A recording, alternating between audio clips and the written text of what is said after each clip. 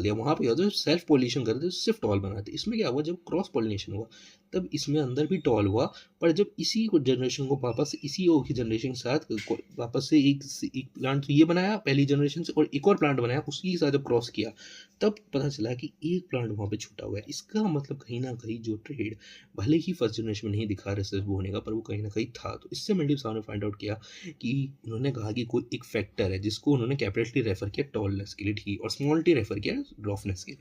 तो उन्होंने कहा कि ये कैरेक्टर्स कहीं ना कहीं नेक्स्ट जनरेशन में पास ऑन हो जाते हैं। तो जो कैपिटल टी है वो उन्होंने रखा टॉलनेस के लिए, और स्मॉल टी रखा उन्होंने स्मॉल टी रखा उन्होंने उसके लिए ड्रॉफनेस के लिए। तो अब जब मेल्डी साहब ने क्या देखा कि भले ही पहली जनरेशन में वो कैरेक्टर दिखा नहीं, भले ही ड्रॉफनेस नहीं दिखी, पर वो थी, क्योंकि अगर नहीं होती तो जो प्लांट अगली जनरेशन में आता है यहाँ पे सारे टॉल होने चाहिए, बट यहाँ पे सारे शॉर्ट है। इसका मतलब कहीं ना कहीं वो थी बट वो अपने को एक्सप्रेस नहीं कर पाई, इसलिए मेल्डी साहब ने इसे हेट्रोजाइगस रेफर किया, that is capital T and small T से।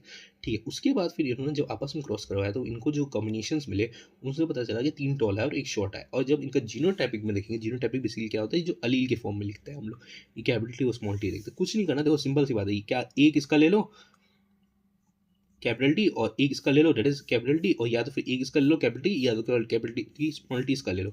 बेसिकली एक एक अलील आपको लेना है, जैसे यहाँ से एक कैपिटल टी ले सकते हो तो यहाँ से एक कैपिटल टी लो, यहाँ से कैपिटल टी लोगे तो यहाँ से स्मॉल टी लो, यहाँ से स्मॉल टी लोगे तो यहाँ से कैपिटल टी लो, यहाँ पे स्मॉल टी लोगे यहाँ पे स्मॉल टी लो। तो दोनों में से आपको एक एक कैरेक्टर आपको लेना है, ठीक है, एलील आपको लेना है, ठीक है। तो ये जो जीनोटाइपिक है दैट इज जो कैपिटल टी और कैपिटल स्मॉल टी, ये बेसिकली रिप्रेजेंटेशन है उसका जीनोम का। तो ये जो रिप्रेजेंटेशन है दैट इज 1:2:1। ये किसका है, ये है F2 जनरेशन का रिप्रेजेंटेशन की जो टॉलरेंस जो जीनोटाइप थे वो क्या होंगे, 1 होगा कैपिटल टी और स्मॉल टी 2 होंगे, और एक स्मॉल टी 1 होगा। सेम वे हम लोग पहले जनरेशन का जरा फिनोटाइप लिख लेते हैं एक बार।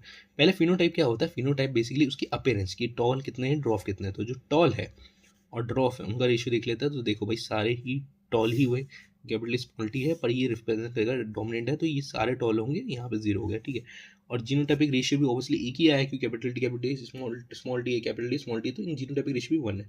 अब जो मेन है फिनोटाइपिक यहाँ पर वो देखो, फिनोटाइपिक फिनोटाइपिक की जब बात करेंगे तो यहाँ पर 3 टॉल है और 1 शॉर्ट है। फिनोटाइप मतलब यहाँ पे 3 प्लांट टॉल होंगे और 1 शॉर्ट होंगे, और क्योंकि 1 शॉर्ट है इसका मतलब कहीं ना कहीं वो कैरेक्टर इसमें रिप्रेजेंटेशन थे, तो वहीं से पता चला कि हेट्रोजाइगस प्लांट थे, capital T small T and capital small T. ये कैसे पता चला, क्योंकि जब होमोजाइगस थे तो एक ट्राइड आ जाएगा दैट इज कैपिटल टी, और जब होमोजाइगस स्मॉल थे उसमें से एक स्मॉल टी आ गया, तो ये दोनों जब आपस में कंबाइन किए तो कैपिटल टी स्मॉल टी हो गया। अब इसको जब हम क्रॉस करवाएंगे सेकंड इसी के सेम प्रोसीजर से सीड बना करें, तो उसमें से जो आएंगे that is capital T small T.